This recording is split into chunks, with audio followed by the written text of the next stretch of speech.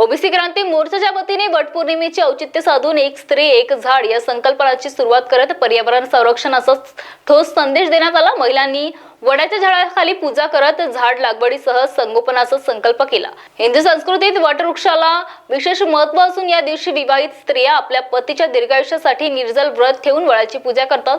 वडाच्या झाडाला ब्रह्मा, विष्णू आणि महेश यांचे प्रतीक मानले जाते। तसेच त्याच्या पारंब्यामध्ये सावित्रीचे स्वरूप पाहिले जाते। पर्यावरणीय बदल, कमी होत चाललेला पाण्याचा स्रोत आणि वाढत्या वृक्षतोडीमुळे पार्श्वभूमीवर निसर्गाचा समतोल राखणे काळाची गरज असल्याचे मोर्चाच्या महिलांनी स्पष्ट केले। जर प्रत्येक स्त्रीने एक झाड लावून त्याचे संगोपन केले तर निसर्ग रक्षणाचे खरे स्वरूप आपण साध्य करू शकतो, असे मत यावेळी महिलांनी मांडले। वटपौर्णिमेच्या निमित्ताने एकही झाड लावा, कारण वाढत्या प्रदूषणामुळे